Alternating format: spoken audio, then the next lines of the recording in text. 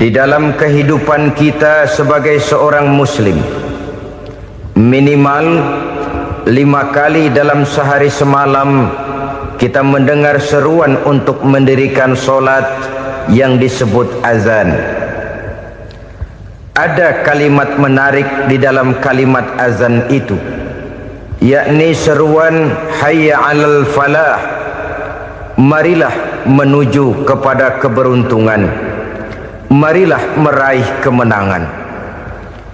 Seruan ini adalah kecenderungan dari setiap manusia, apapun warna kulitnya.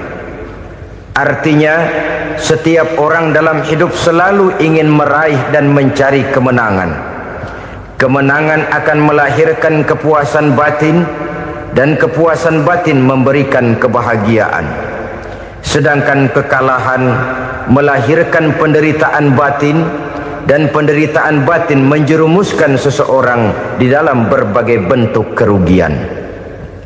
Jikalau inilah seruan azan, maka masalahnya ialah apa yang menyebabkan kita meraih kemenangan.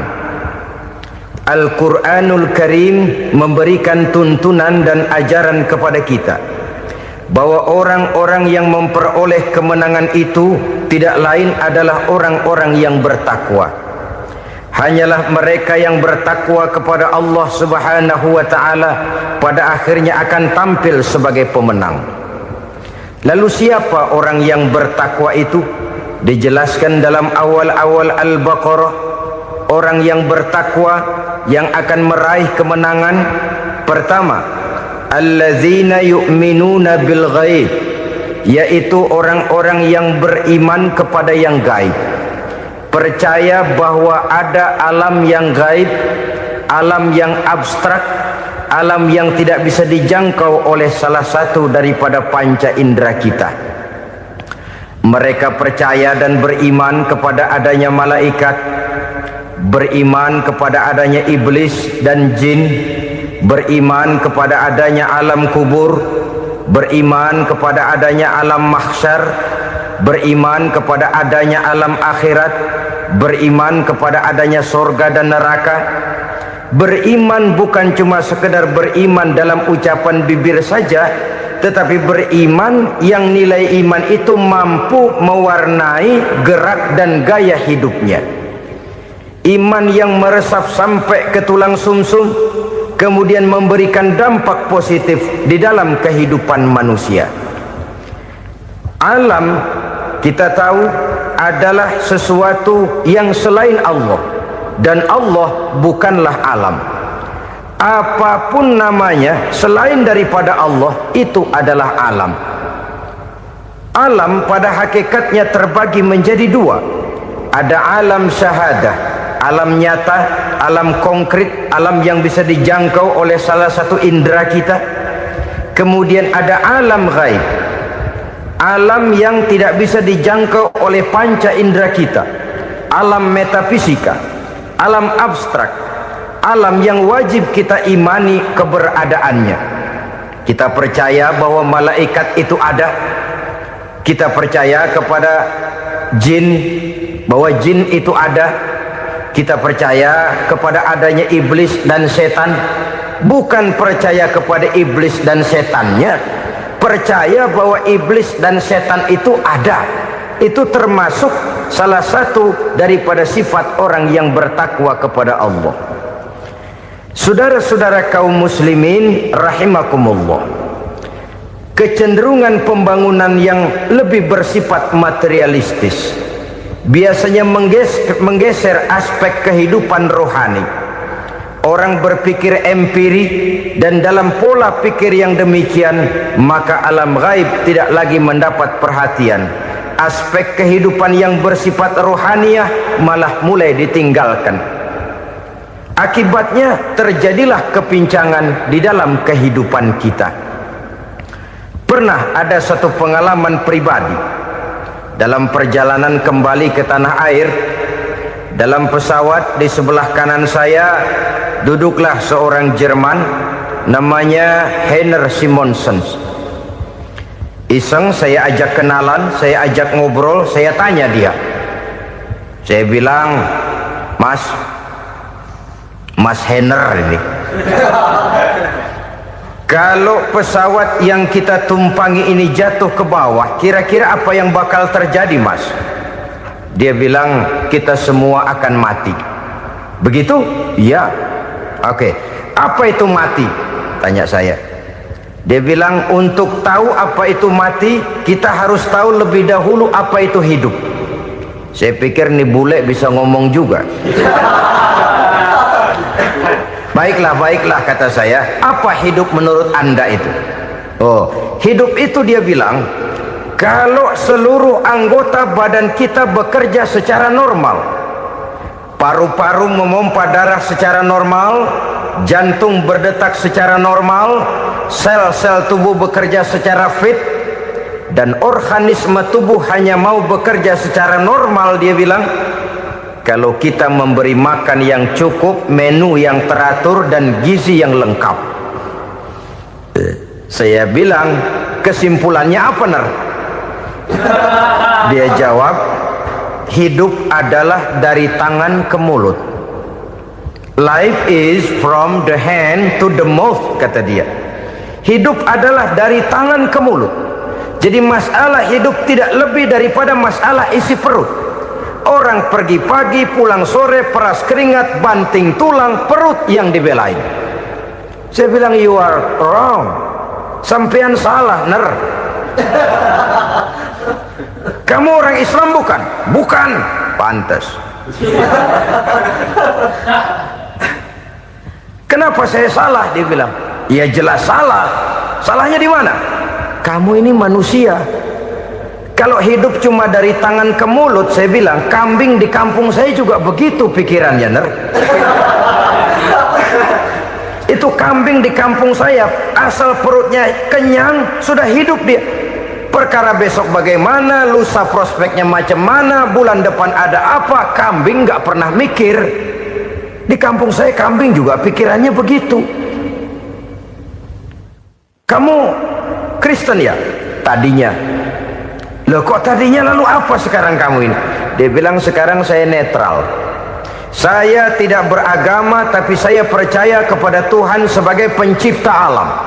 Saya ingat benar dia bilang, I haven't any religious, but I believe to God as the creator of the world. Kenapa bisa netral begitu, Ner? Habis saya bingung, katanya.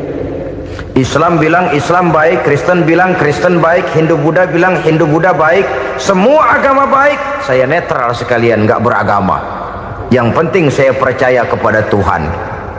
Saya bilang, Ner, kamu ini kayak orang mau beli celana, lalu bingung.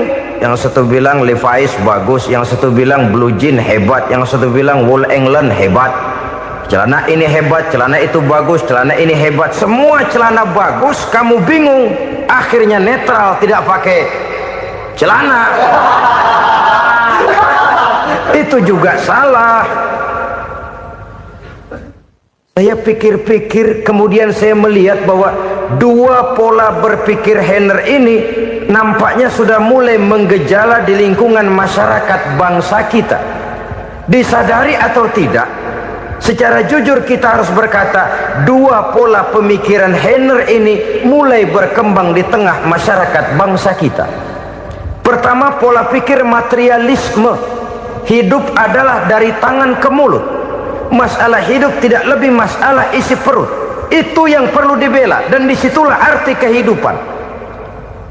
Pergi pagi, pulang sore, peras keringat, banting tulang untuk mempertahankan perut.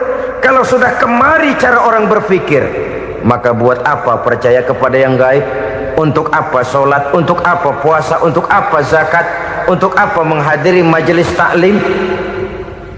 Tanpa kepercayaan kepada yang gaib, hidup berjalan menurut alur empiris dan materialis.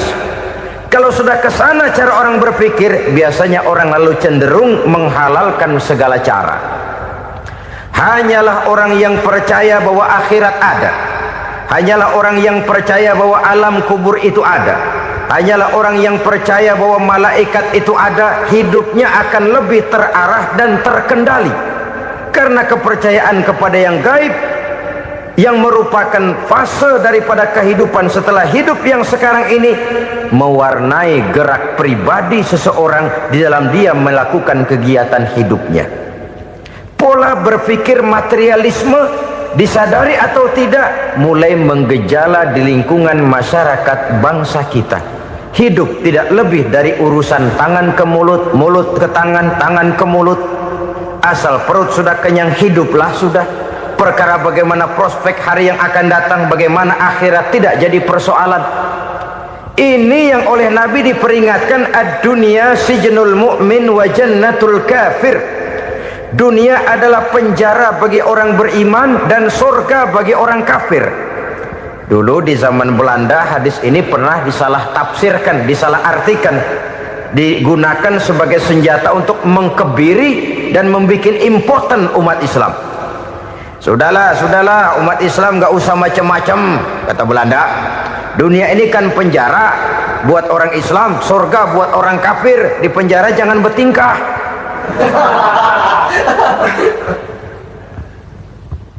Pengertiannya tidak begitu. Dunia adalah penjara bagi orang mukmin. Artinya dalam kehidupan dunia seorang mukmin tidak bebas memperturutkan hawa nafsunya. Di penjara hawa nafsunya itu. Sebaliknya surga bagi orang-orang kafir. Buat orang kafir surgalah dunia ini. Mereka bebas memperturutkan hawa nafsunya, dilarang tidak terlarang, dicegah pun tidak tercegah. Mereka hidup menurut alur bisikan nafsu mereka sendiri. Kemudian bila ajal datang, maut merenggut nyawa, selesailah surganya sampai di situ. Maka bagi orang-orang yang tidak percaya kepada adanya akhirat, kepada adanya alam gaib, surganya sebatas umurnya. Sekali lagi, surganya sebatas umurnya. Bila umur selesai, ajal pun datang merenggut nyawa, selesailah sudah surganya sampai di situ. Alangkah pendeknya perjalanan orang-orang yang tidak percaya kepada alam gaib ini. Bagi kita mukmin, jikalau kita mampu memenjarakan hawa nafsu, kita bisa bahagia di dunia ini. Dan Islam memang tidak menyuruh kita sengsara di dunia. Raih dunia, kejar dunia, gapai dunia sebagai alat untuk mencapai kebahagiaan di akhirat nanti. Hidup adalah satu perjalanan panjang yang terbentang sejak kita terlahir dari alam rahim sampai kepada alam akhirat nanti. Andai kata kita gagal meraih kebahagiaan di dunia, toh kita masih punya akhirat. Tapi jangan jadi dalil yang melemahkan semangat. Biarin dah kita di dunia kebelangsak, yang penting akhirat. Akhirnya dunia benar-benar kebelangsak. Bagaimana dunia ini bisa kita raih, dan bagaimana meraih dunia untuk menunjang kepentingan akhirat nanti. Yang kedua, dari pikiran Heiner yang saya lihat menggejala di lingkungan masyarakat bangsa kita, timbulnya manusia-manusia netral. Seolah-olah Tuhan yes, agama no. Sama Tuhan percaya, agama ogah. Tuhan ngangguk, giliran agama godeng. Padahal hampir dalam setiap ayat dalam Quran, kata-kata amanu biasanya bergandeng dengan wa amilus sholihat.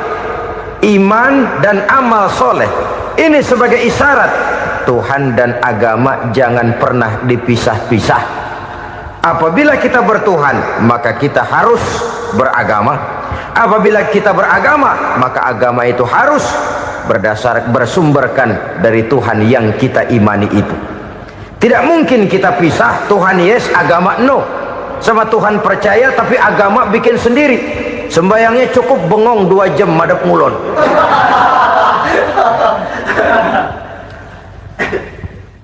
Saudara-saudara kaum muslimin rahimakumullah.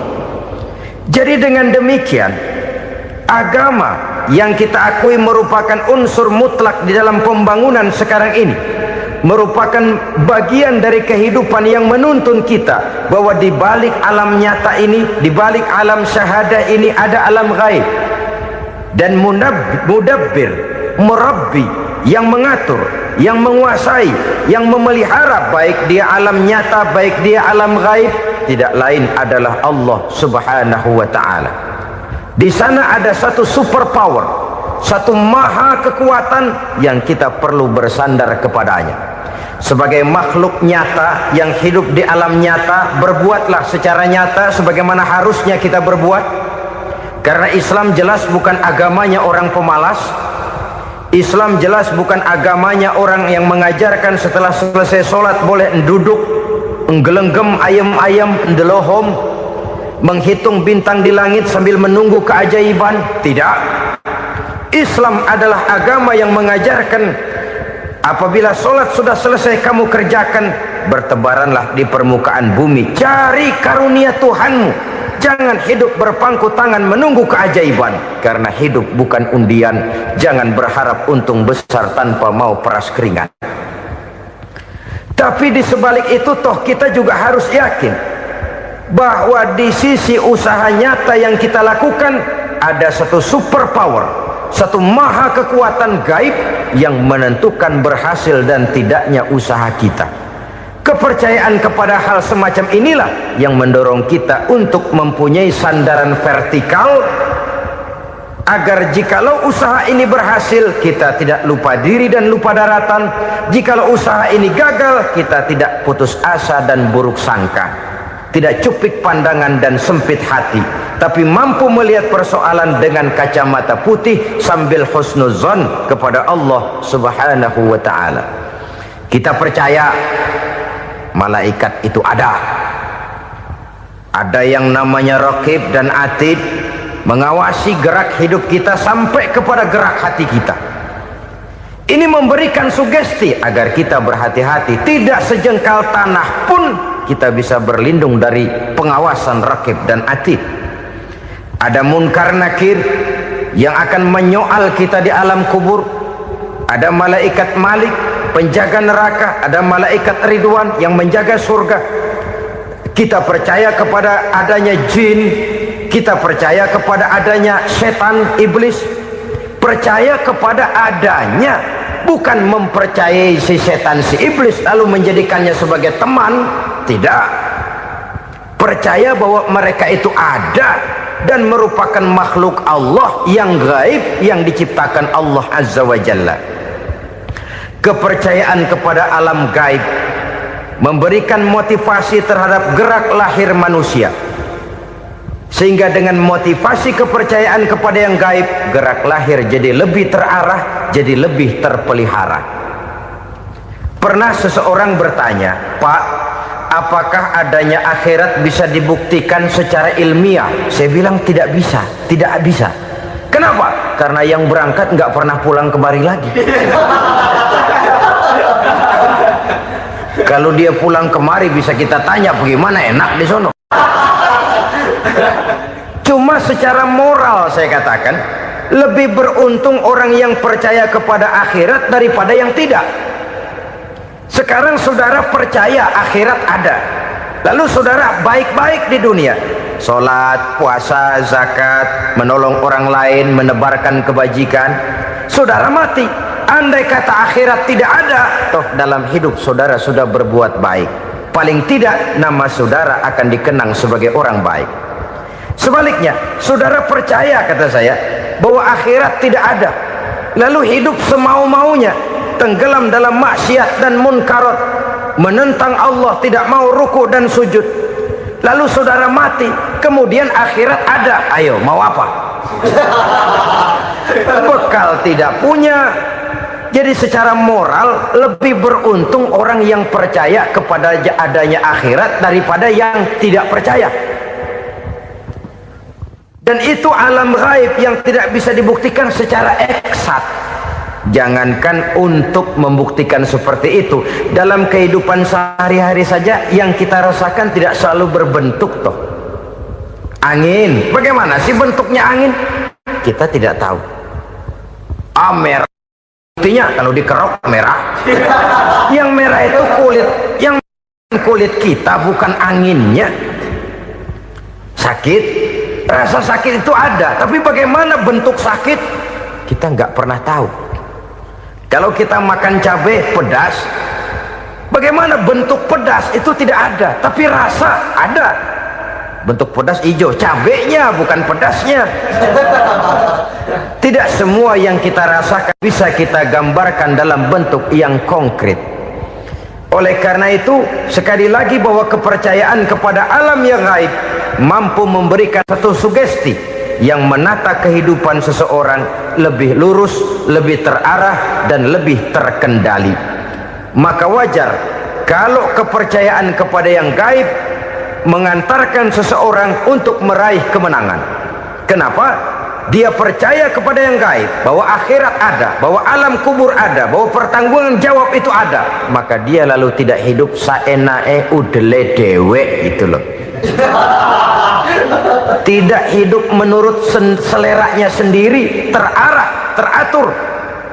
Ini cirinya yang pertama. Orang bertakwa yang akan meraih kemenangan, mereka beriman, mereka percaya kepada yang gaib. Bahkan hal-hal konkret saja selalu berangkat dari yang gaib. Saudara-saudara, para remaja, para pemuda sekarang ini tidak pernah tahu toh siapa yang akan jadi teman hidup saudara. Kita bisa saja ngerancang, mentargetkan, tapi toh akhirnya yang namanya jodoh bukan kekuasaan kita.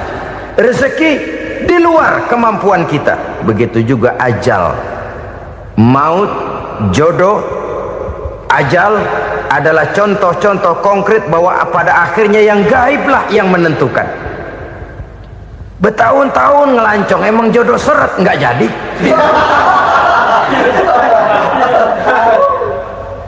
Begitu kenal baru setengah malam nginep ditangkap hansip kan. Hal-hal semacam itu kadang-kadang kita berpikir suuzon, gilet, perempuannya cakep banget, lakinya rebek amat. Memang begitulah jodohnya. Memang begitulah jodohnya. Saudara hadirin ma'asyiral muslimin yang saya hormati, jadi hal-hal yang konkret saja kita yakini sepenuhnya ditentukan oleh satu superpower yang gaib itu tadi. Dari sanalah segala ketentuan itu berangkat dan kesanalah segalanya akan kembali.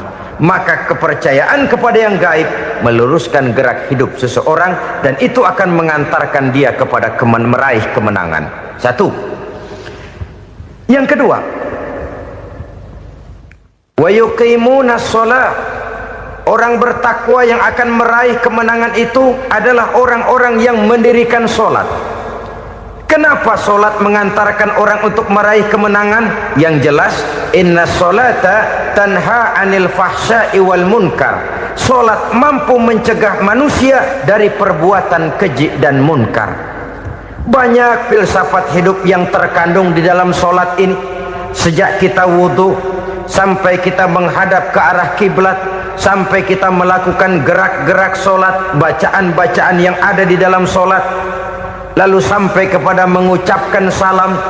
Banyak filsafat hidup yang terkandung di dalam sholat. Umpamanya saja, setelah takbiratul ihram mulai kita dengan sholat dalam posisi berdiri, diajarkan dalam kitab-kitab fikih agar kita melihat ke arah tempat sujud. Ini kan filsafat kehidupan. Kalau kamu sholat dalam posisi berdiri, lihat tempat sujud. Jangan sholat mata jelalatan, sebab nanti bisa mengurangi kekhusyuan. Jadi wajar kalau yang dikatakan bahwa yang paling afdol adalah shaf yang di depan. Kenapa? Secara harfiah pengertiannya akan lebih mengundang kekhusyuan. Kenapa? Kalau kita di shaf paling depan di masjid umpamanya paling banter kita lihat tembok. Tapi kalau kita shaf di tengah atau di belakang, orang-orang di depan kita pun akan kelihatan. Yang bajunya loreng, yang bajunya genggang, yang bajunya macam-macam. Kita lihat, kadang-kadang kita pikirin, ada yang bajunya bolong. Kita sholat tapi dalam hati, nih orang bajunya robek yang nggak tahu apa. Ada saja hal-hal yang mengusik kekhusyuan kita. Oleh sebab itu diajarkan dalam posisi berdiri, lihat, arahkan pandangan matamu kepada tempat sujud. Ini kan filsafat kehidupan. Maksudnya apa? Kalau lagi diri lihat dong tempat sujud. Kalau udah di atas ingat dong sama yang bawah. Kalau sudah tinggi, ingat dong dari mana kamu berangkat. Kalau sudah berkuasa, bantu dong yang lemah. Kalau sudah kaya, santuni dong yang miskin. Kalau sudah alim, bimbing dong yang awam. Ini filsafat kehidupan. Dalam posisi berdiri, kau lihat tempat sujud. Ini akan melahirkan kepekaan sosial, di mana seseorang mau tahu kepada orang lainnya. Bagaimanapun kaya kita, tinggi pangkat dan jabatan kita, jikalau hidup hanya untuk kepentingan perut sendiri saja, rasanya belum membawa manfaat di dalam kehidupan kita. Tapi efek yang tertinggi sesungguhnya, solat mencegah manusia dari perbuatan keji dan munkar. Perbuatan keji dan munkar, walaupun kelihatannya mendatangkan uang, membawa keuntungan, tapi itu keuntungan semu, keuntungan sementara. Dengan menipu orang lain kita bisa dapat untung, tapi tidak membawa berkah, dan itu adalah kerugian besar dalam kehidupan kita. Maka untuk meraih kemenangan harus dimulai dengan membentuk kepribadian yang tegar, memiliki sandaran vertikal yang langsung kepada Allah Subhanahu wa ta'ala, dan itu hanya bisa kita tempuh melalui jalur ibadah formal yang sudah ditentukan Allah, yakni solat yang 5 waktu. Untuk memperkuat itu ada solat-solat sunnah, rawatib, nawafil sebagai terminal kontrol cadangan untuk memelihara stabilitas temperatur batin di dalam kita berhubungan dengan zat yang maha gaib, yaitu Allah Subhanahu wa ta'ala. Orang sering bertanya, Pak, itu tetangga saya nggak sholat, duitnya nggak habis-habis, Pak. Nggak sholat tapi mobilnya tambah terus, nggak sholat tapi usahanya makin maju. Tapi di sisi lain ada orang yang rajin sholat, rezekinya butak bener, anaknya mana kurus, mana korengan. Saudara hadirin ma'asyiral muslimin rahimakumullah, harus saya katakan bahwa solat memang bukan untuk cari duit. Solat adalah sandaran vertikal kita kepada Allah. Sedangkan soal rezeki itu berkaitan dengan sifat Allah maha pengasih dan maha penyayang. Allah maha pengasih, siapapun dikasih kalau mau usaha. Allah maha penyayang, tidak semua orang disayang oleh Allah Azza wa Jalla. Dan belum tentu banyak harta itu merupakan nikmat. Mungkin juga istidraj. Artinya istidraj itu dikasih tapi diambulin, kalau bahasa Betawinya itu. Dikasih tapi diambulin, itu bukan merupakan nikmat sesungguhnya, lebih merupakan azab dari Allah Subhanahu wa ta'ala.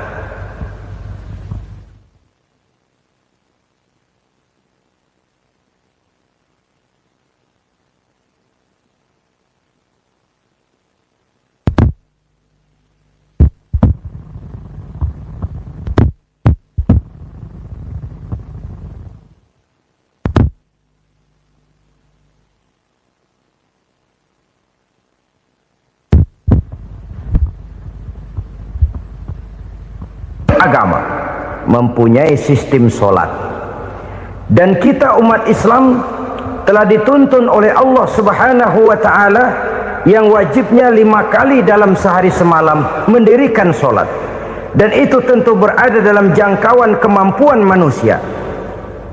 Pada awalnya barangkali kita memang merasa solat itu satu kewajiban, tapi semakin kita hayati makna, manfaat dan filsafat yang terkandung di dalam ajaran solat, semakin sampai kita kepada keyakinan bahwa solat adalah keperluan kita. Sehingga pada waktu tertentu dinilai puncaknya, kita tidak lagi akan berkata saya wajib solat, tapi kita akan berkata saya perlu solat. Kalau kita sudah merasakan itu adalah keperluan kita, nah di sanalah kita baru akan merasakan ruginya kalau hal itu tidak kita laksanakan. Sepanjang kita masih berkata saya wajib sholat, kita akan lebih merasakan dia sebagai beban ketimbang sebagai keperluan. Yang jelas Allah tidak memerlukan ibadah yang kita laksanakan ini. Dengan kata lain,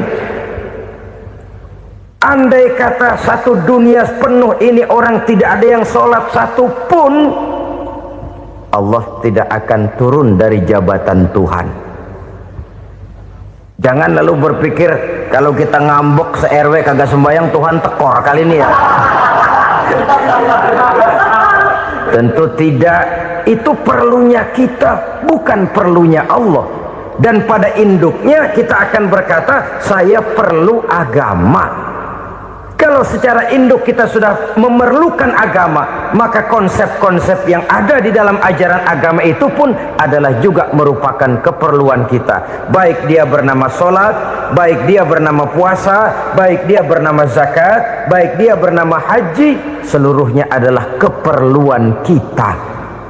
Dan sesuatu yang kita perlukan apabila tidak kita laksanakan akan melahirkan kerugian di dalam kehidupan.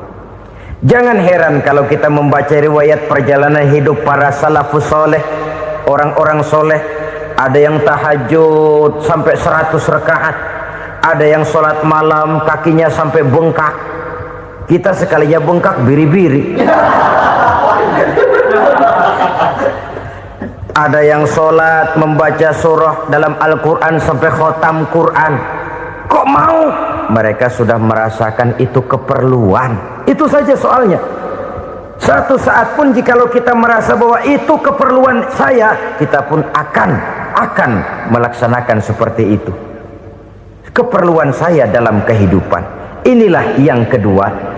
Yang ketiga, orang bertakwa yang akan meraih kemenangan itu, wa mimma razaqnahum yunfikun. Mereka membelanjakan sebagian daripada rezeki yang diberikan Allah kepada mereka. Mereka infakkan di jalan Allah. Ada satu dialog menarik. Satu hari seorang anak muda bertemu dengan seorang kakek-kakek yang sudah dikenalnya baik. Bertanyalah anak muda ini, "Kek, umur kakek berapa tahun?" 15 tahun, kata si kakek. "Anak kakek berapa orang?" 1. "Harta kakek berapa banyak?" 15 juta. Si anak muda ini bengong, lalu protes, "Kok kakek bohongin saya?" "Kenapa?" "Saya tahu umur kakek 70 tahun. Kenapa ngaku 15? Saya tahu anak kakek 5. Kenapa bilang 1?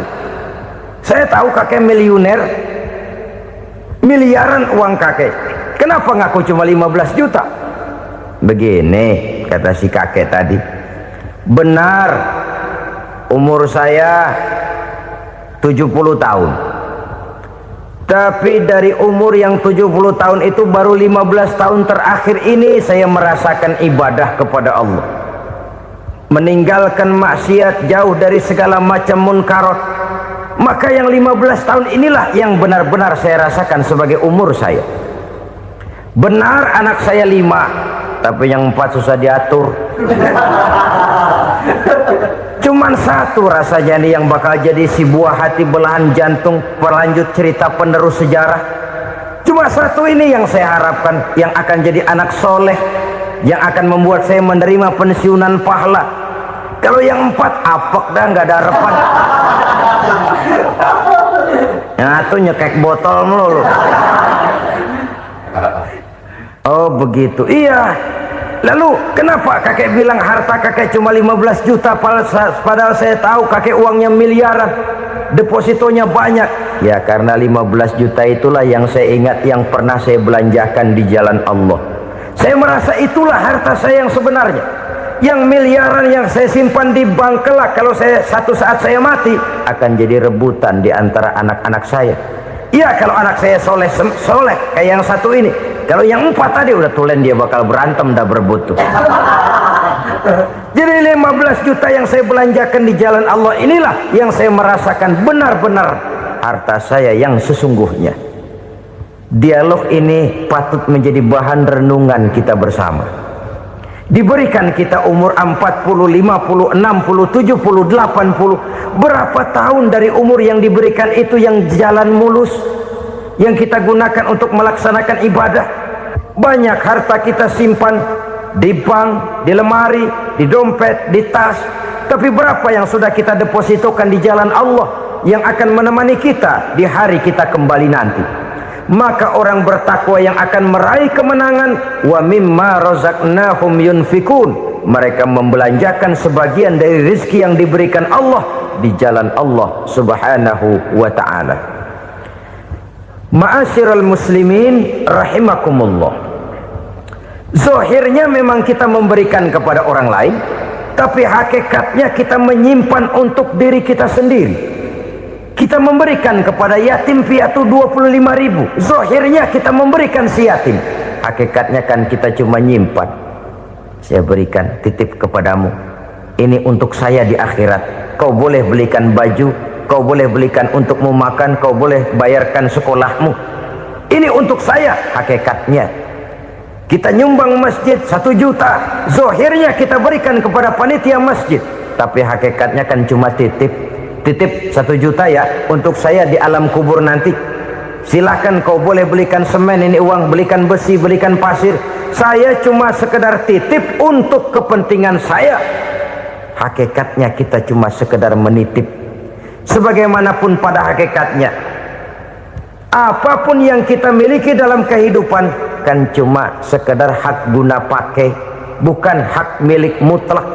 Harta kita, rumah kita, kendaraan kita, kebun kita, pabrik kita, hak guna pakai saja. Hak milik mutlak cuma untuk Allah subhanahu wa ta'ala. Saudara-saudara kaum muslimin rahimakumullah, ini yang ketiga. Kemudian yang keempat, orang-orang bertakwa yang akan meraih kemenangan, allazina yu'minuna bima unzila ilaika, mereka yang beriman, mereka yang percaya kepada apa yang telah diturunkan kepadamu Muhammad, ay Al-Quran, yakni Al-Quranul Karim. Setelah percaya kepada yang gaib, mendirikan solat, kemudian menginfakkan sebagian dari rezeki yang diberikan Allah, mereka juga lalu percaya kepada yang diturunkan terhadap Nabi, yaitu tidak lain Al-Quranul Karim. Sekali lagi di sini, percaya bukan hanya sekedar percaya saja, tetapi percaya lalu menjadikan Al-Quran itu sebagai pedoman hidup. Sebab memang Al-Quran itu adalah GBHM, garis-garis besar haluan muslim. Apa yang harus kita lakukan, apa yang harus tidak kita lakukan, bagaimana mestinya kita bertingkah laku dan berbuat, seluruhnya tercantum di dalam Al-Quranul Karim. Itu sebabnya ketika satu hari Aisyah ditanya bagaimana akhlak Rasul, beliau menjawab, kana Rasulullah sallallahu alaihi wasallam khuluquhul Quran. Akhlak daripada Rasulullah tidak lain adalah Al-Quran. Jawaban simpel ini memberikan gambaran bahwa keseluruhan daripada konsepsi Quran sudah diterjemahkan dalam kehidupan Rasulullah sallallahu alaihi wasallam. Karena kita tahu akhlak adalah keseluruhan dari gerak hidup manusia, sejak ia berpribadi, berumah tangga, bertetangga, bermasyarakat, sampai kepada berbangsa dan bernegara. Al-Quran tetap memberikan sentuhan nilainya. Oleh karenanya, orang-orang yang bertakwa adalah orang-orang yang menjadikan Al-Quran sebagai pedoman dalam kehidupannya. Dan kita yakini Al-Quran diturunkan kepada Nabi Muhammad bukan merupakan produk Nabi Muhammad. Isi dan redaksinya langsung dari Allah subhanahu wa ta'ala. Kemudian cirinya yang kelima, orang bertakwa yang akan meraih kemenangan itu, wa ma unzila min qablika, tidak hanya sekedar percaya kepada yang diturunkan terhadap Nabi Muhammad yaitu Al-Quran, mereka juga percaya kepada apa yang pernah diturunkan kepada para nabi, kepada para rasul sebelum Nabi Muhammad. Percaya kepada adanya suhuf, percaya kepada adanya Taurat, percaya kepada adanya Injil, percaya bahwa Allah dahulunya sudah menurunkan Taurat kepada Musa, percaya bahwa Allah sudah menurunkan Injil kepada Isa, percaya Injil ada, Taurat ada, diturunkan Allah untuk Isa dan Musa, tetapi tidak wajib mengamalkannya karena kita sudah diberikan Al-Quranul Karim. Ini yang perlu saya garis bawahi. Kita percaya Allah telah menurunkan Injil dahulu kepada Isa. Kita percaya bahwa Allah telah menurunkan Taurat dahulunya kepada Nabi Musa. Kadang-kadang ini dijadikan dalih, dikacaukan pengertiannya. Quran saja mengajarkan bahwa orang yang bertakwa harus percaya kepada Injil, maka pakailah Injil. Apalagi kalau ayat sebelumnya ditilap, dihapus, dihilangkan, Injilnya yang ditekankan, maka akan terjadilah penekanan yang salah arah. Karena salah arah akhirnya bisa merusak dan menghancurkan akidah. Ketika Rasul suatu saat pernah ditanya orang, "Ya Rasul, bagaimana sikap kita sebagai muslim terhadap Injil yang ada sekarang?" Beliau menjawab, "La tukadzibuhu jami'an wa la tusaddiquhu jami'an." Jangan didustakan seluruhnya, jangan juga dibenarkan semuanya. Artinya, ini sudah merupakan gambaran dari Rasul bahwa dalam Injil yang ada sekarang masih ada ajaran-ajaran tauhid yang dibawa oleh Nabi Isa dan diajarkan kepada umatnya. Tapi juga dalam Injil yang sekarang ini sudah terkena intervensi dan investasi manusiawi. Karena itu Rasul menyimpulkan, la tukadzibuhu jami'an wa la tusaddiquhu jami'an. Jangan didustakan semua, jangan dibenarkan seluruhnya.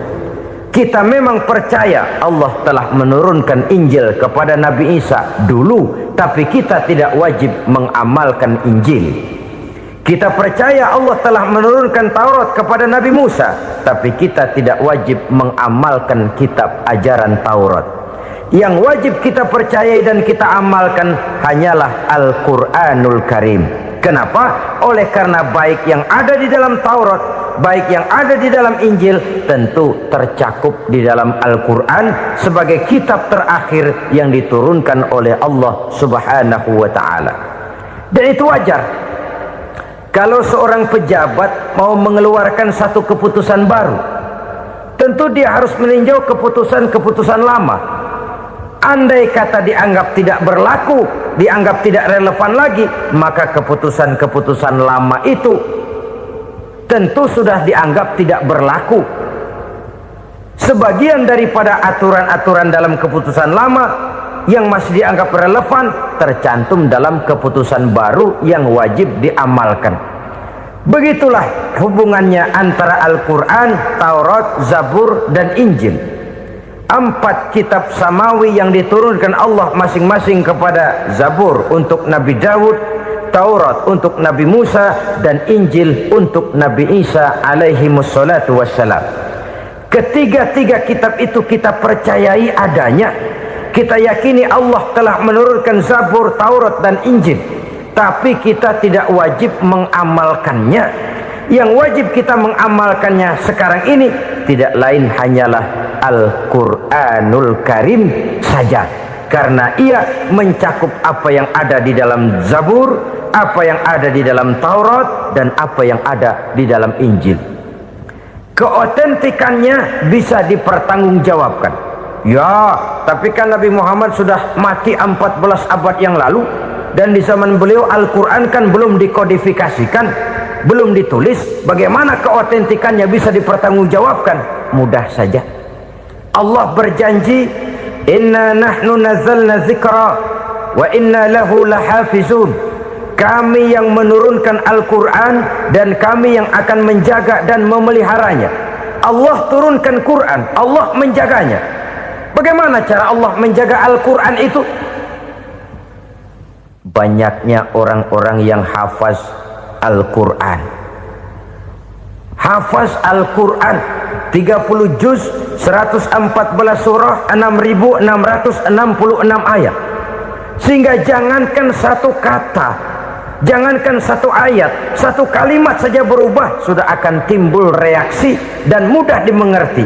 Kenapa? banyak orang-orang yang hafaz Al-Quran.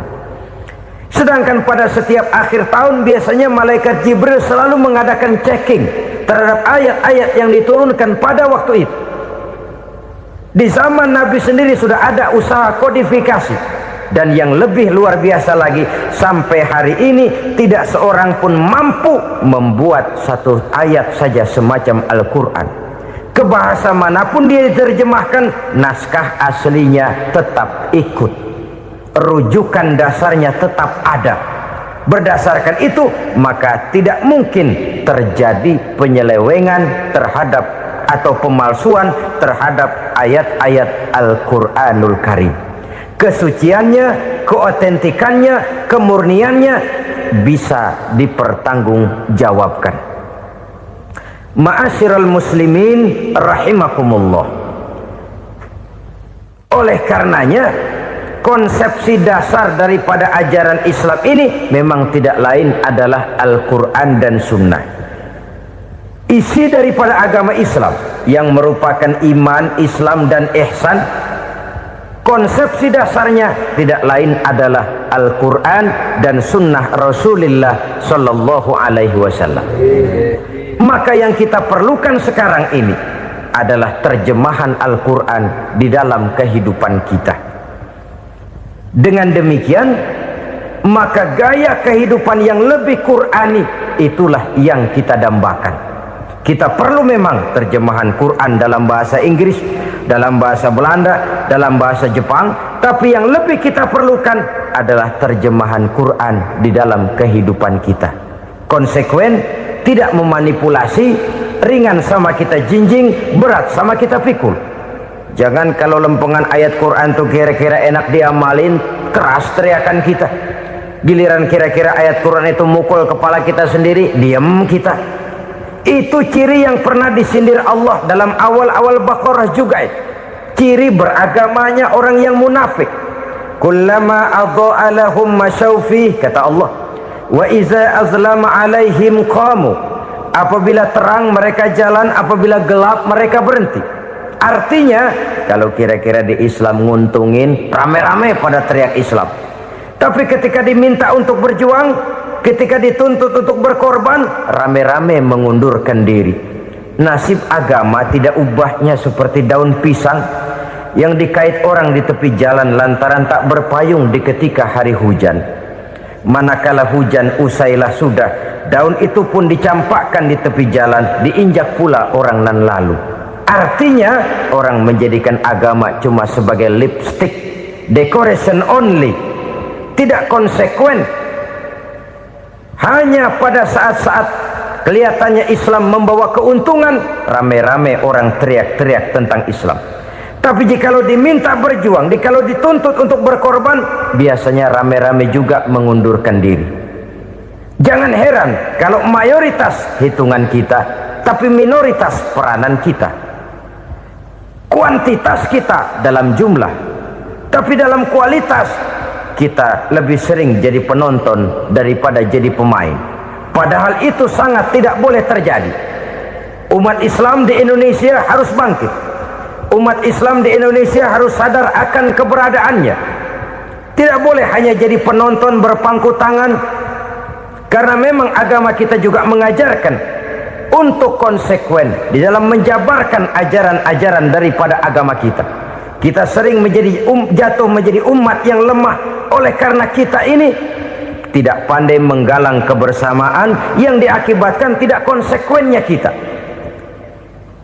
Diistilahkan bahwa umat Islam di dalam menggalang kebersamaannya itu harus seperti orang main sepak bola. Saudara-saudara kan tahu orang main sepak bola itu. Orang main sepak bola, kalau pertandingan belum dimulai sih silakan saja kumpul di luar lapangan, atur strategi yang baik. Tapi kalau pertandingan sudah dimulai, turun ke lapangan hijau, jangan kumpul terus.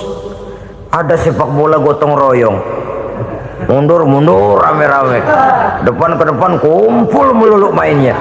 Kalah. Orang main sepak bola itu ya harus ada penyerang tengah, harus ada penjaga gawang, harus ada strikernya, harus ada kiri luarnya, kanan dalamnya yang jadi backnya.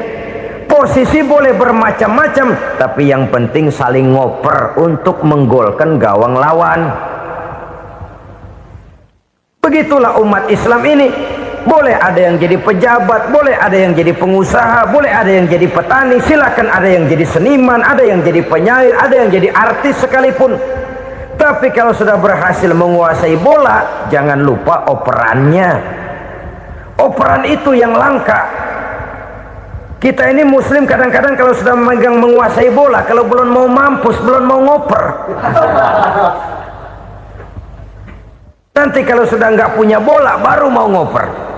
Kalau sudah dengar-dengar mau dekat pensiun, baru mau jihad, baru mau berjuang, baru mau ngurus pesantren. Tanda tangan sudah tidak laku, memo sudah tidak dihargai, baru mau berjuang. Kemarin kemana, Mas?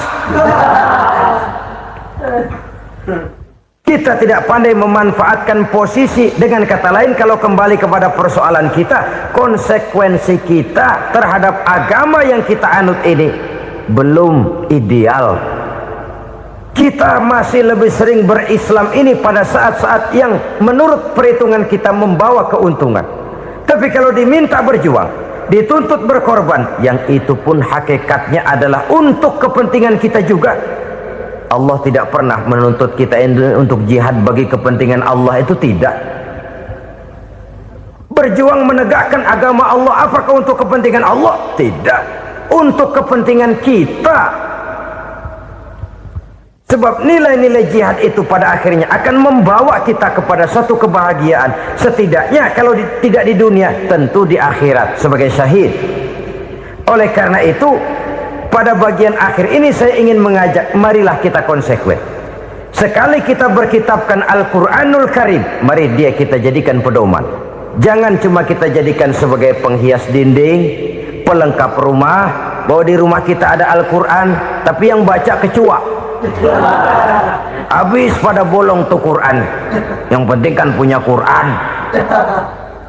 Ditaruh di pintu rumah, biar apa? Biar kuntilanak kagak masuk katanya. Ya apa itu nasib Quran, cuma kerjanya jaga pintu, ngusir kuntilanak, ngusir memedi.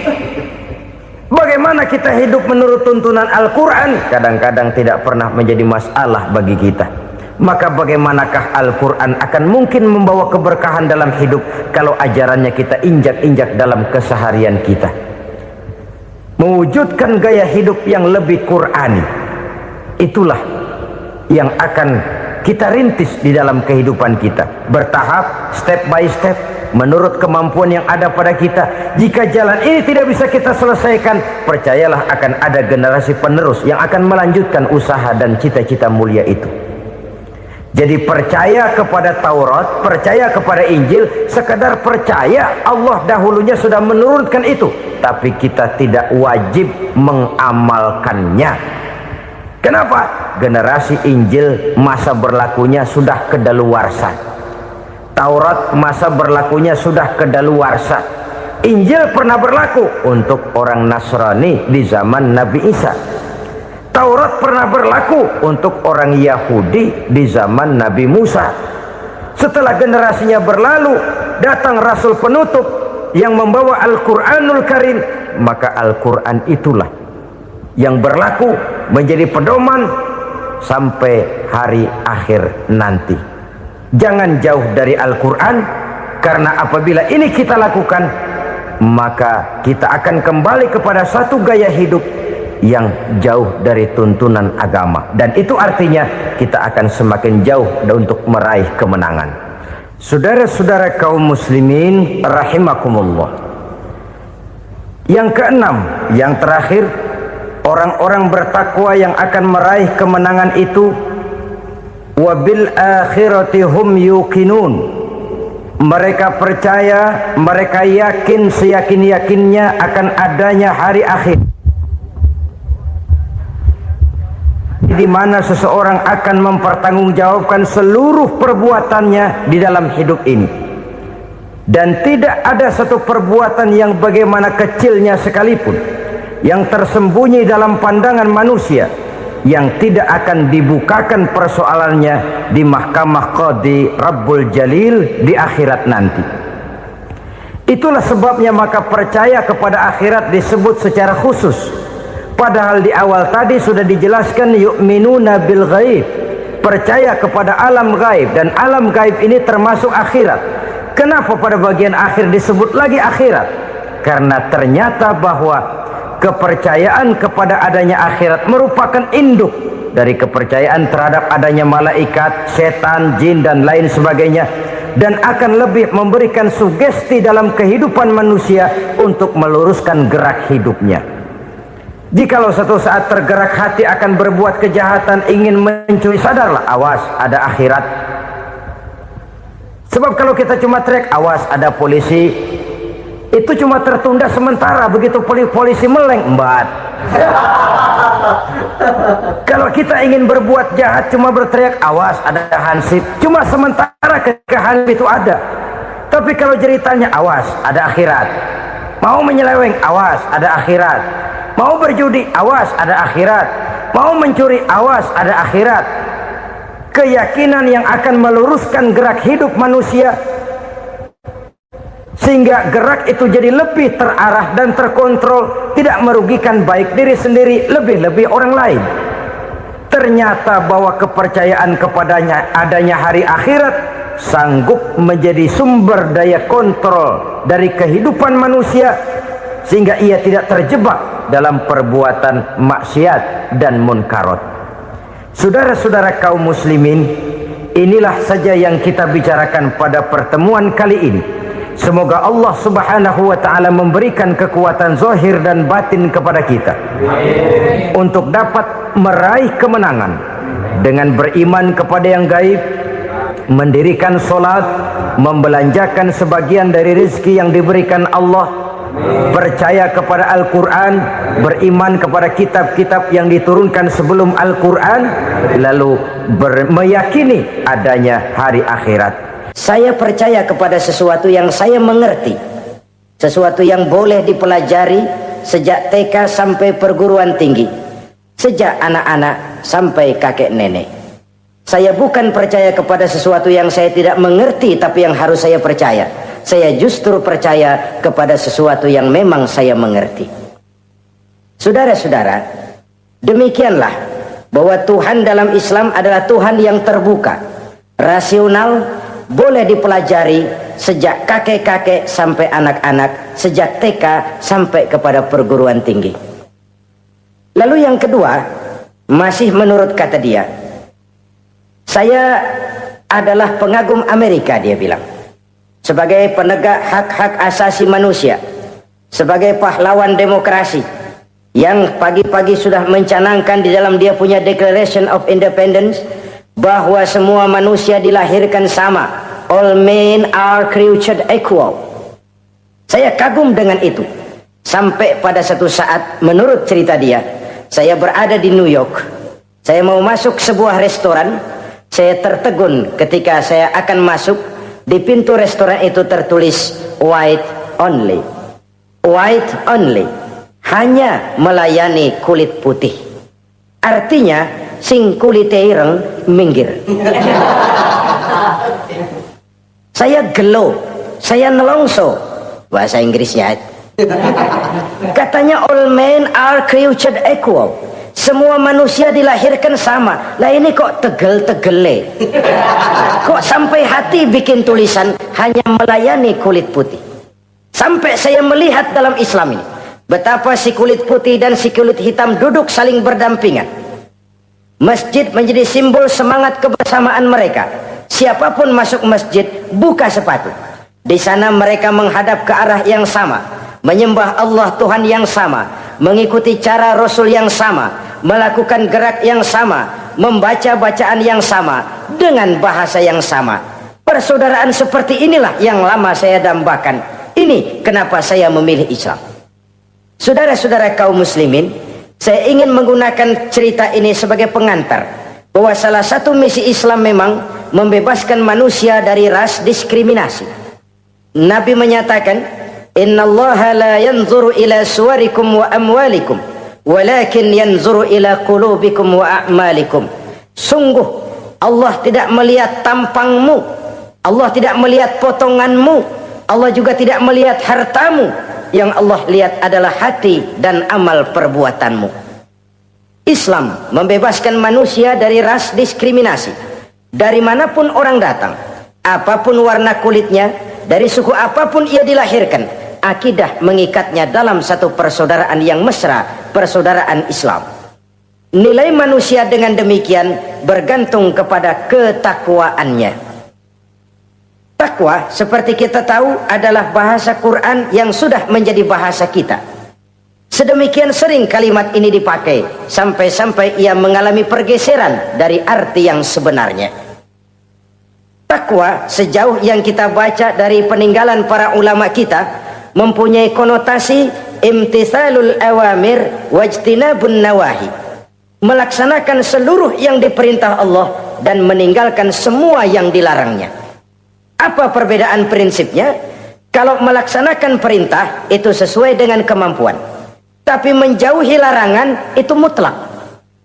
Enak kalau ada ayat jauhilah larangan Allah semampu kamu, enak. Yang semampu kita itu melaksanakan perintah, tapi kalau sudah meninggalkan larangan mutlak, jauhi, tinggalkan. Disitulah nilai ketakwaan seseorang. Ini kan enggak, karena takwa digunakan oleh semua orang, akhirnya artinya bergeser. Semua ngomong takwa. Pejabat kalau dilantik bertakwa, bertakwa, bertakwa, sampai membleh bertakwa. Setelah pelantikan mata takwa ngalor dia ngidul. Harus dikembalikan kepada pengertian asalnya.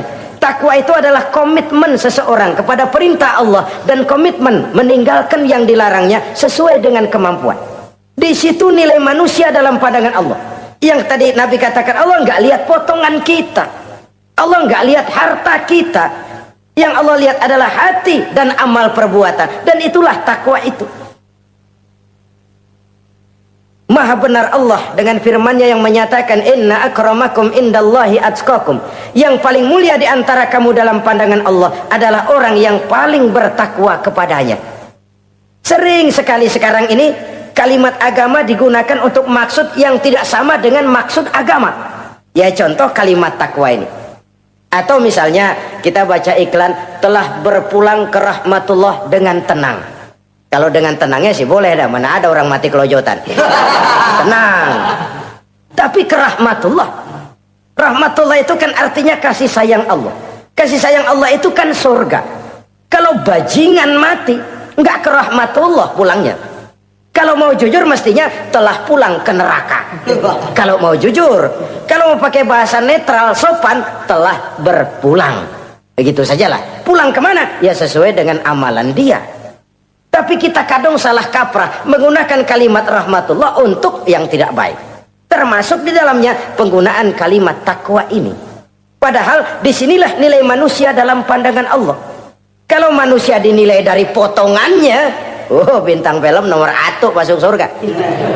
Kalau manusia dinilai dari hartanya, konglomerat nomor 1, kita mau belakangan, buncit banget gitu. Allah maha benar. Yang paling mulia di antara kamu dalam pandangan Allah, yang paling bertakwa kepadanya. Nah, apa sih sifat-sifat orang takwa itu? Ini yang akan kita bicarakan pada pertemuan kali ini. Berangkat dari surah Al-Baqarah ayat 3 sampai dengan ayat 5, kita akan melihat 5 tanda orang-orang takwa itu. Apa dia? Pertama, allazina yu'minuna bil ghaib. Orang yang bertakwa adalah orang yang beriman kepada hal-hal yang gaib. Kita tahu bahwa yang ada ini kan cuma 2 saja pada hakikatnya. Pertama Allah, dan yang kedua alam.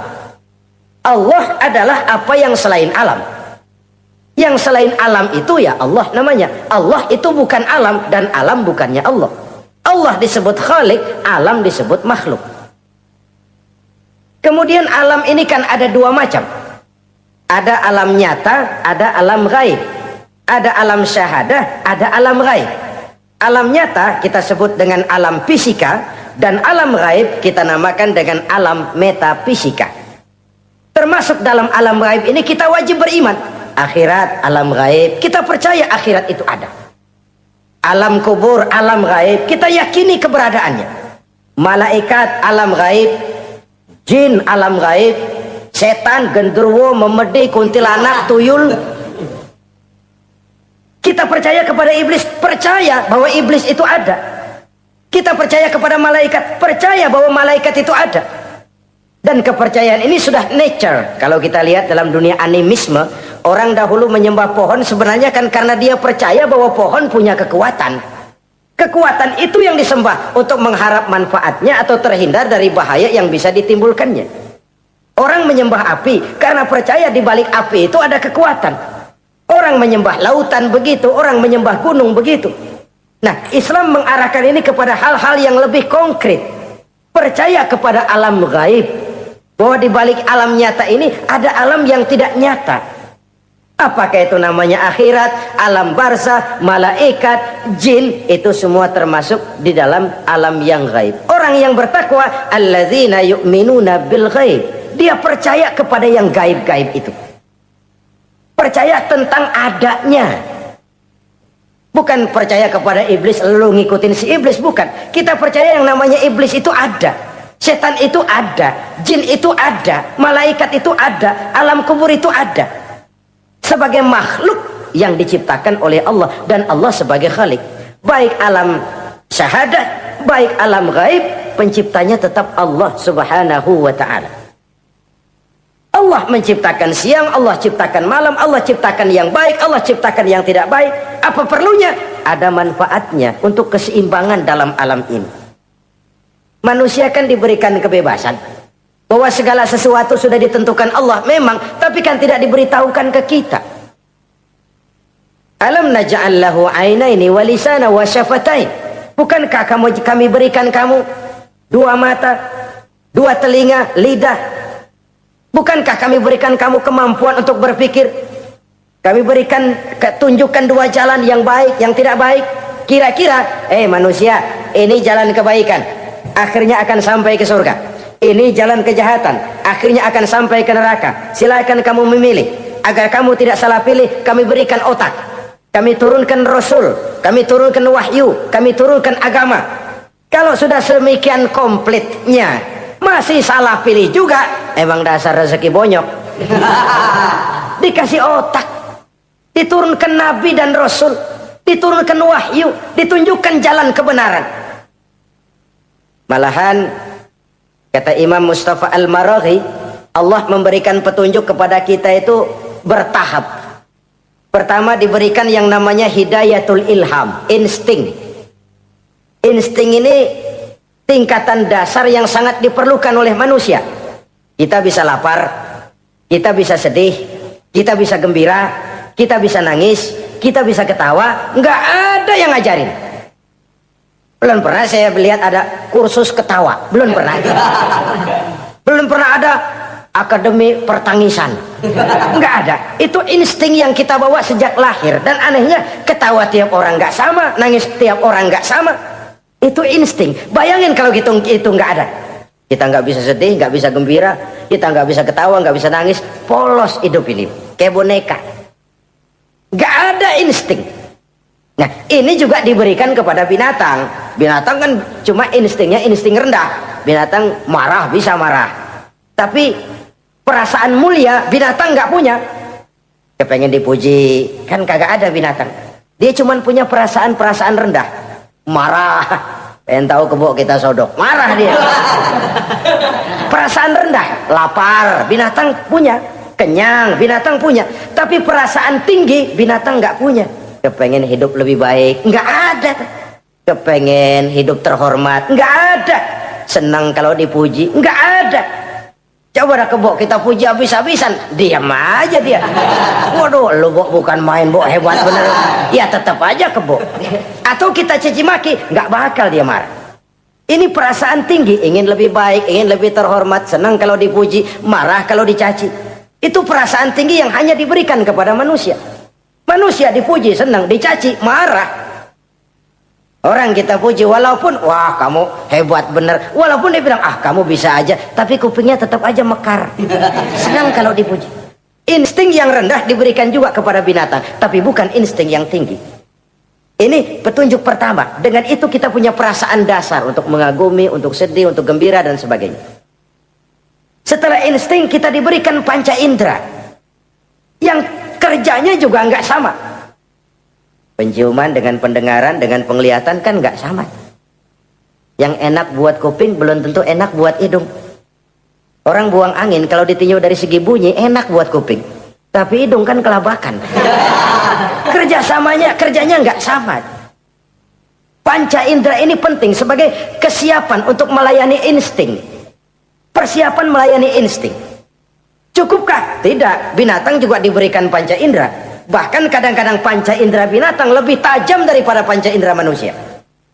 Nah, lalu diberikan yang ketiga, ini yang membedakan manusia dari binatang. Apa? Hidayah berupa akal, pikiran. Dengan ini, coba kita lihat. Manusia bikin rumah, burung bikin rumah. Tapi bandingkan, rumah burung dari tahun atu, ya gitu-gitu aja. Tapi rumah manusia, Masya Allah, modelnya macam-macam. Ada yang kita dari jauh nggak ngerti nih, celengan apa rumah orang ini, bundar begini. Binatang bikin rumah, manusia bikin rumah. Binatang bikin rumah dengan insting, manusia bikin rumah dengan otak. Hasilnya berbeda. Manusia tidak punya sayap, tapi dengan otaknya dia bisa terbang lebih tinggi dari burung. Manusia tidak bernapas dengan insang, tapi dengan otaknya dia bisa nyelam lebih dalam daripada ikan. Ini kelebihan manusia dari binatang, diberikan otak.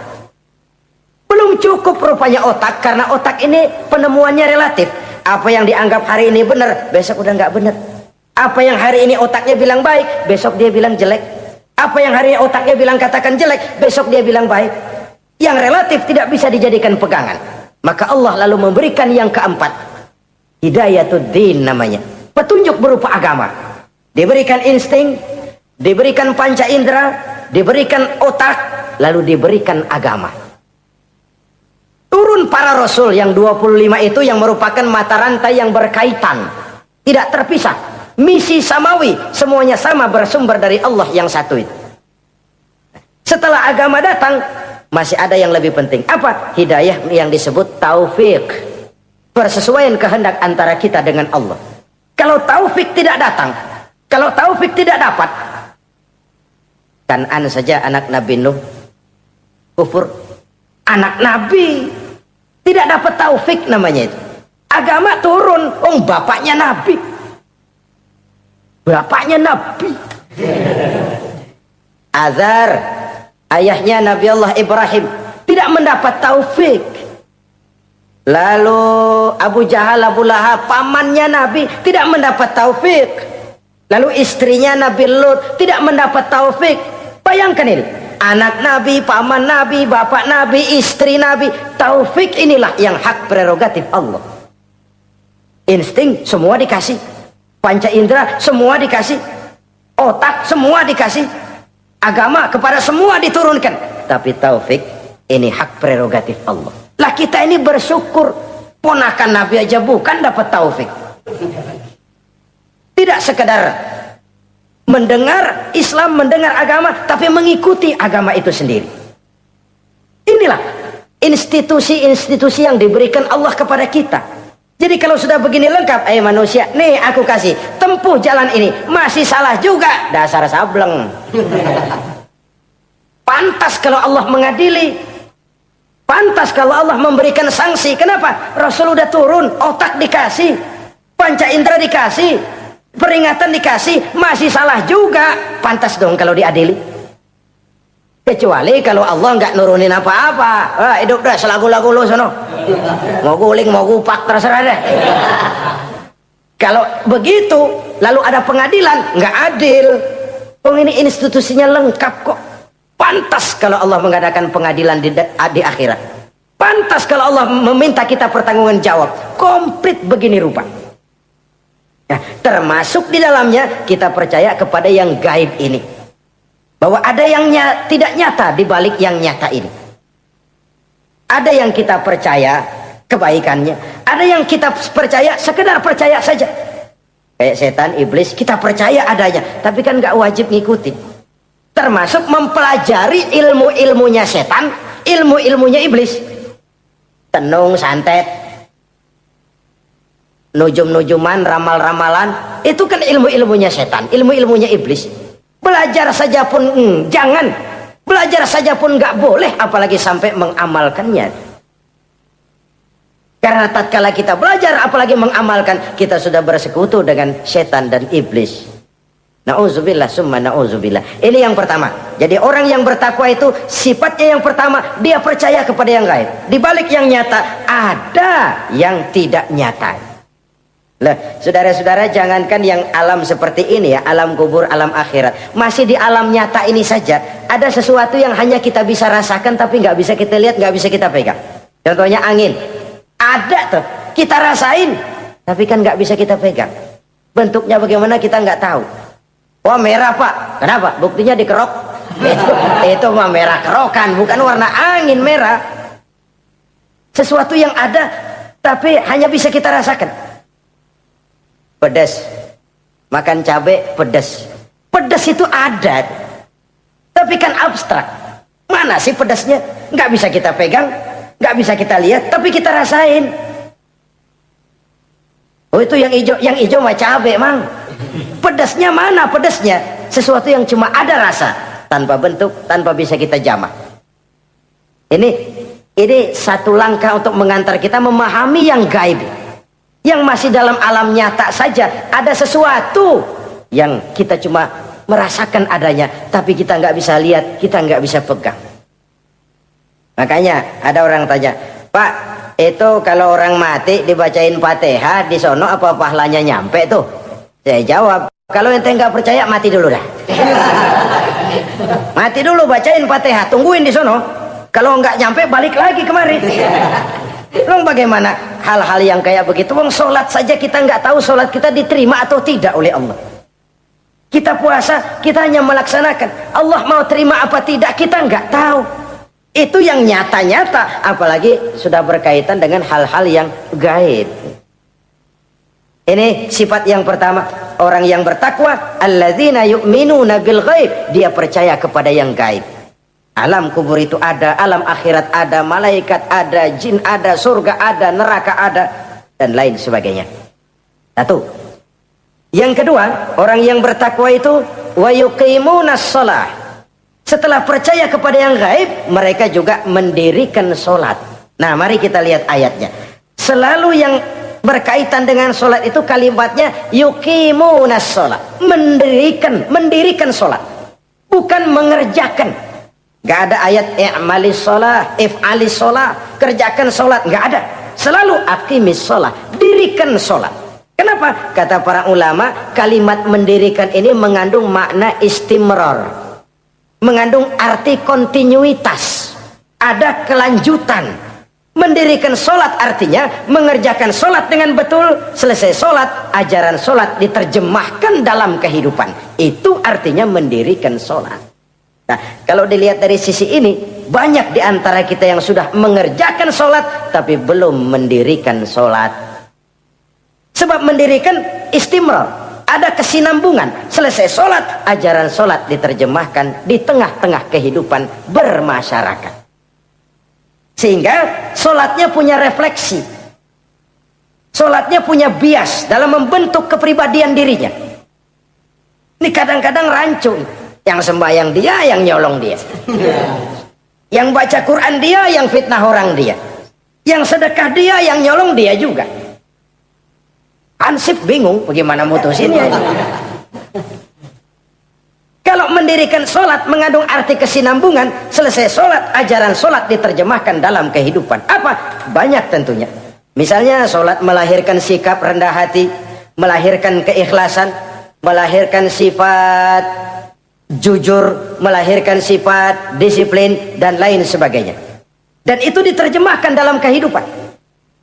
Kita lihat, ini anggota badan kita yang paling terhormatkan kepala. Kalau bercanda sama teman, dipegang tangan, kita masih senyum. Dipegang kaki, kita masih senyum.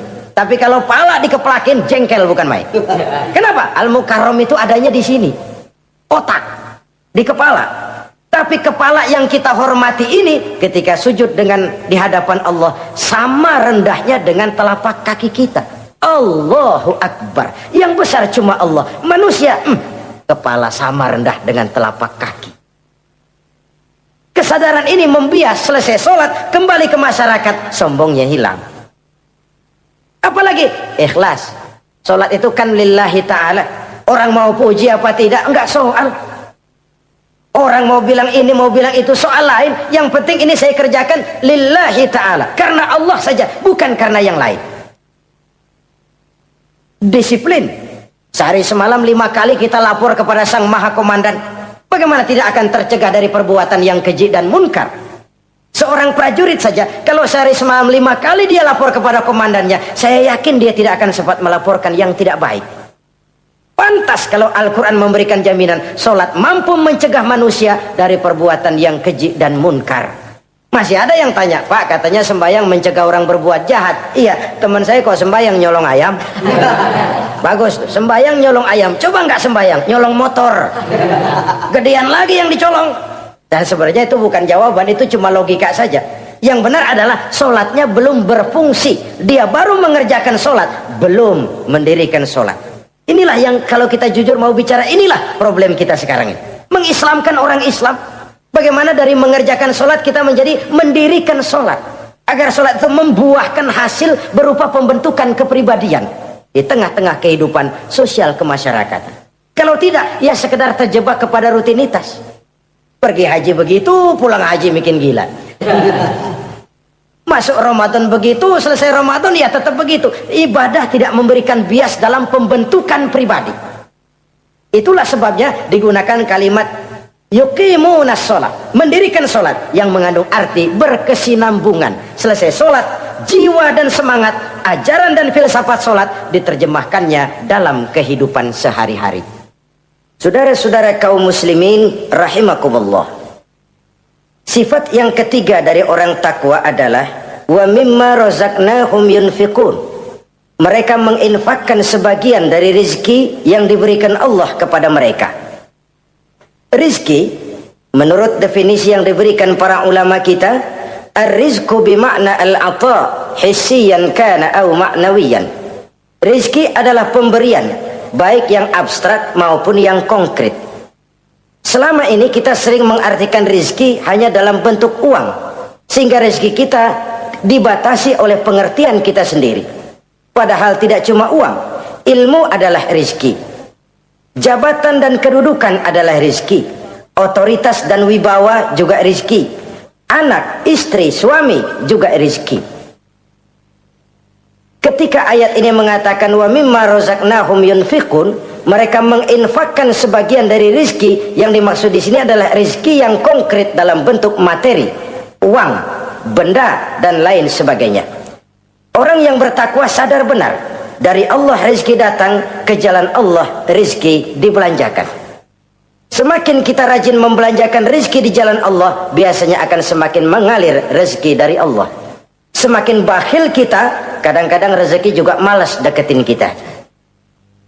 Yang keempat, orang yang bertakwa itu alladzina yu'minuna bima unzila ilaika wa ma unzila min qablik. Mereka beriman, mereka percaya kepada apa yang diturunkan terhadap Muhammad, yaitu Al-Quran, wa ma unzila min qablika, dan apa yang telah diturunkan sebelum kamu, yaitu Taurat, Zabur dan Injil. Orang yang takwa percaya bahwa Allah dahulu telah menurunkan Taurat kepada Musa, Allah telah menurunkan Zabur kepada Nabi Daud, Allah telah menurunkan Injil kepada Nabi Isa. Percaya sekadar percaya, tidak wajib mengamalkan ajarannya. Kita percaya Taurat itu kitabnya Allah, Injil dahulu yang diturunkan kepada Nabi Isa kitab Allah, Zabur kitab Allah. Percaya sekadar percaya, bukan percaya kemudian mengamalkan, bukan. Karena dengan turunnya Al-Quran, maka seluruh kitab-kitab terdahulu sudah tercakup di dalam Al-Quran. Orang yang bertakwa percaya kepada apa yang diturunkan terhadap Nabi Muhammad. Apa itu? Al-Quranul Karim. Bagaimana kepercayaan kita kepada Al-Quran? Bahwa dia kitab suci yang isi dan redaksinya langsung dari Allah, yang kita membacanya beribadah, mengerti atau tidak mengerti artinya. Akan lebih baik setelah bisa membaca, mengerti, kemudian mengamalkannya dalam kehidupan kita. Saudara-saudara, kalau kita adakan konteks ini di mana-mana, modernisasi, globalisasi, kemajuan sering membawa pergeseran nilai. Dulu, ini zaman dulu ya, waktu listrik belum masuk desa, kita rasakan betul kalau masuk kampung berasa banyak orang Islam, padahal rumah pakai lampu templok, lampu tempel, paling banter patroma. Tapi kita masuk kampung berasa kok banyak orang Islam. Kenapa? Suara Al-Quran kedengaran dari rumah-rumah. Kenapa? Ada anak-anak muda lagi latihan baca barzanji.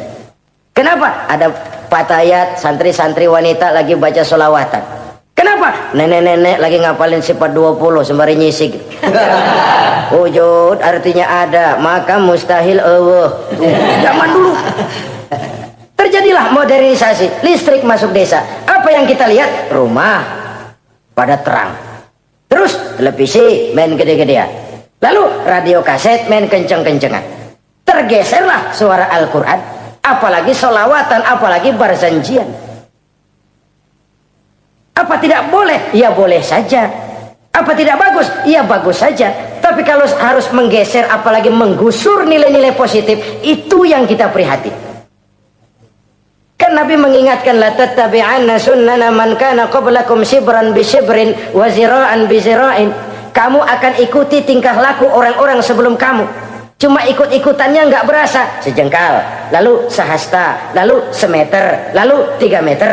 Begitu enak kamu ikut-ikutan budaya orang lain, sampai yang kamu ikuti masuk lubang biawak, kamu akan masuk juga ke dalamnya. Inilah kehidupan kita, inilah kehidupan anak-anak kita.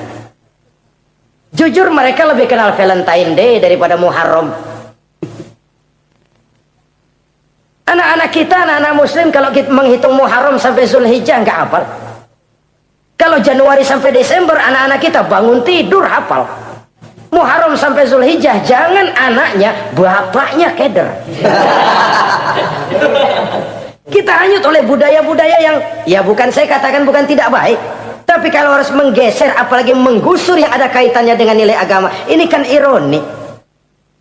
Ikut-ikutan kita sejengkal, semeter, sampai yang diikutin masuk lubang biawak, udah kadang asik ikut, ya ikut juga nyemplung ke dalamnya. Orang sering katakan mula-mula dari nama dulu nih yang kagak begitu kelihatan pengaruhnya. Mula-mula malu pakai nama yang berbau Quran, malu pakai nama yang berbau Islam. Dari nama nanti dia pindah ke pakaian, dari pakaian dia pindah ke pergaulan. Kalau sudah pindah ke pergaulan, dikhawatirkan pindah agama pun nggak terasa. Wah, semua agama sama, semua agama bagus. Lalu bagaimana? Bagaimana musimnya aja. Ironi, menyedihkan, memilukan, bahkan memalukan. Yang tidak boleh kan fanatik kepada guru, yang tidak boleh kan fanatik kepada suku. Kalau kepada agama, fanatik itu wajib, dalam arti bukan sempit, berpegang teguh kepada agama. Satu sikap yang wajar, bahwa penganut suatu agama menganggap cuma agamanya yang benar. Itu sikap setiap penganut agama.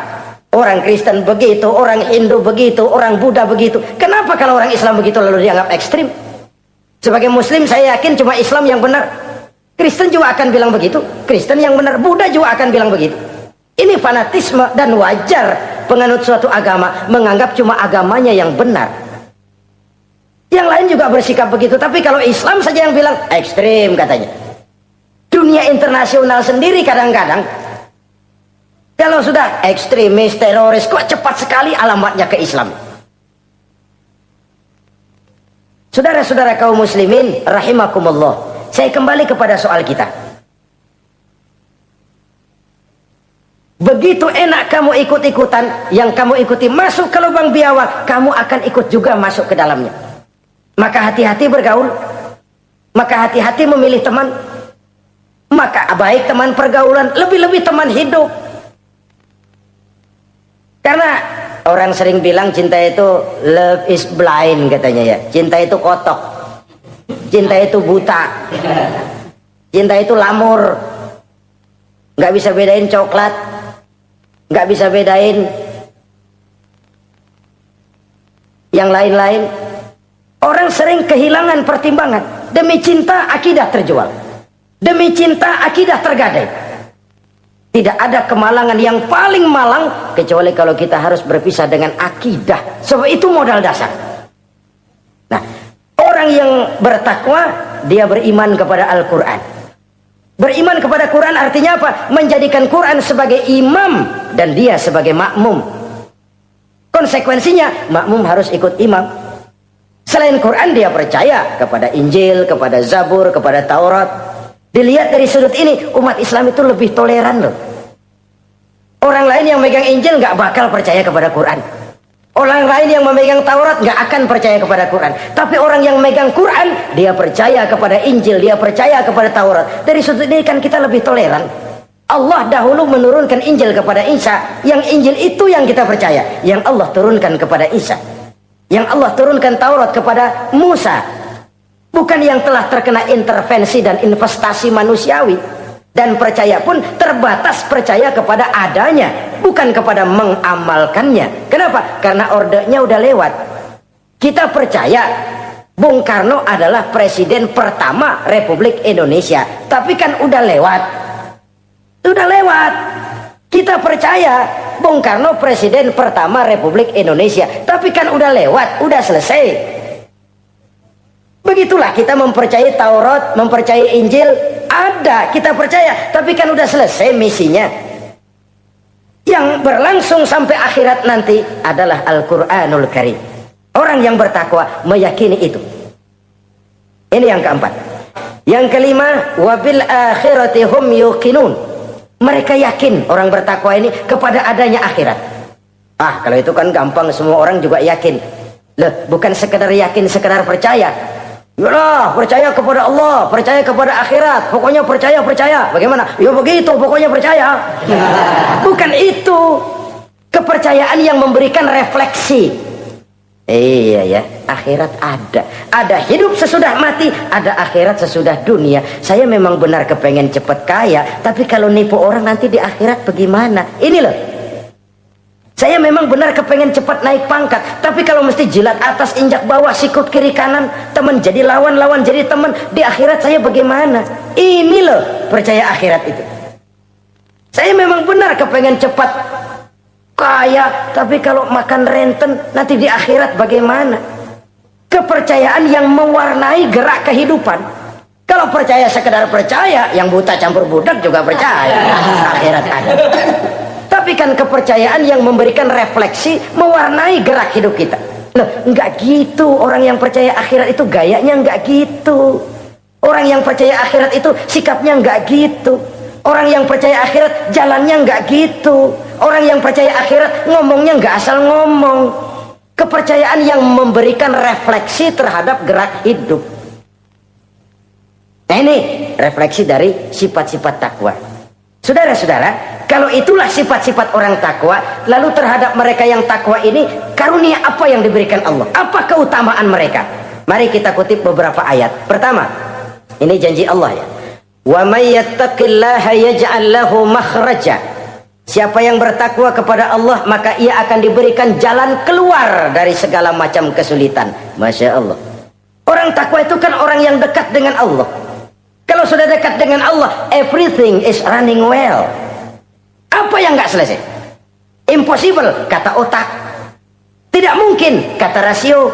Mana bisa menurut kebiasaan. Tapi orang yang takwa selalu saja ada jalan keluar. Selalu diberikan Allah jalan keluar. Ini yang faktor yang irasional, faktor yang non komputer, faktor yang samawi. Allah yang mau, ada saja jalan keluar. Coba.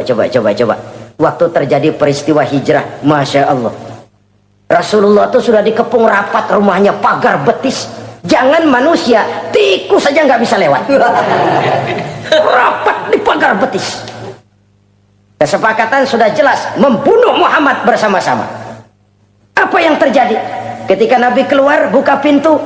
وَجَعَلْنَا مِنْ بَيْنِ أَيْدِيهِمْ شَدَّ وَمِنْ خَلْفِهِمْ شَدَّ فَأَغْشَيْنَاهُمْ فَهُمْ لَا يُبْصِرُونَ. Di depan, belakang, di kiri, kanan mereka kami jadikan dinding. Kami butakan mereka. Mereka enggak lihat Muhammad keluar dari rumahnya. Allah berikan jalan keluar. Padahal Quraisy siaga satu, pita merah, apel siap, mata menteleng, Nabi lewat enggak kelihatan. Persis ikan bandeng. Ikan bandeng kan melotot, colok diam aja. Enggak lihat apa-apa. Yaj'al lahu makhraja. Allah berikan jalan keluar dari berbagai macam kesulitan.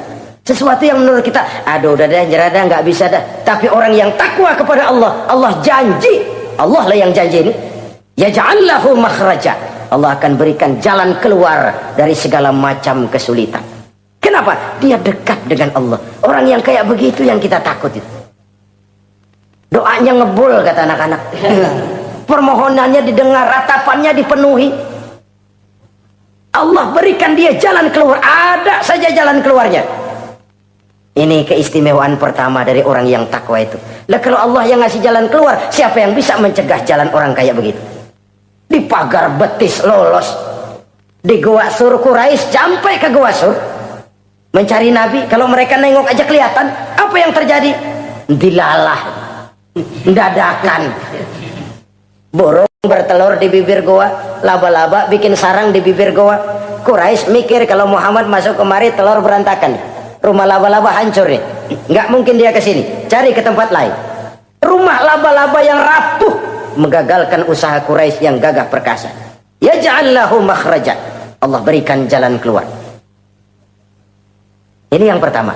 Yang kedua, wa yarzuqhu min haitsu la yahtasib.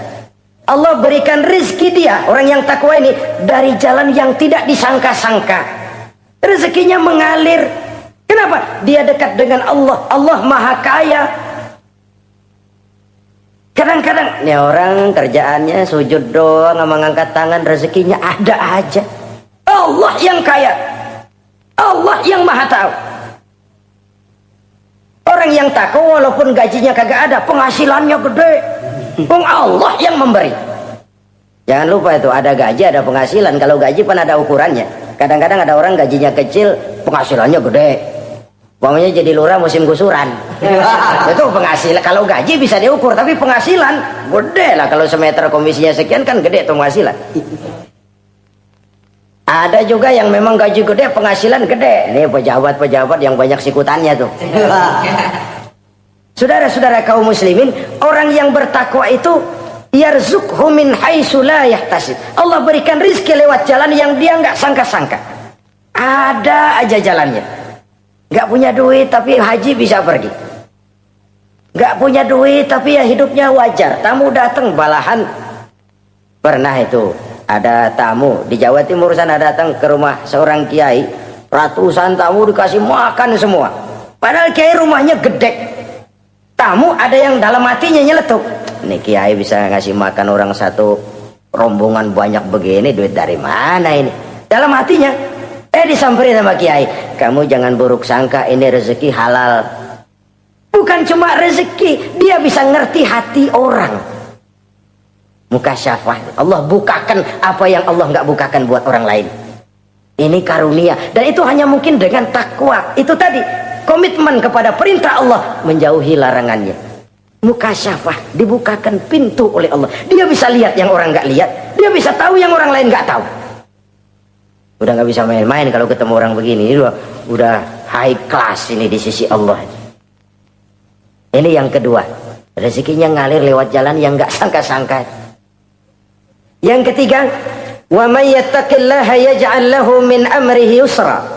Orang yang bertakwa kepada Allah, Allah jadikan urusannya gampang. Allah mudahkan urusannya. Masya Allah. Kalau Allah yang sudah mudahkan, siapa sih yang bisa bikin sulit? Allah yang gampangin urusannya. Orang mana yang bisa bikin sulit? Boleh manusia merencana, mempersulit, memblokir segala macam. Tapi kalau Allah gampangin, jalan tuh urusan. Boleh manusia merancang. Tapi kalau Allah mau, apa yang nggak mungkin? Satu kampung orang mau jatuhin kita, kalau Allah mau angkat, naik. Satu negara orang mau naikin kita, kalau Allah mau turunin, nyungsep. Tu'izzu man tasya wa tuzillu man tasya. Allah muliakan siapa yang dikehendakinya, Allah rendahkan siapa yang dikehendakinya. Saudara-saudara kaum muslimin rahimakumullah, dimudahkan urusan orang yang takwa itu.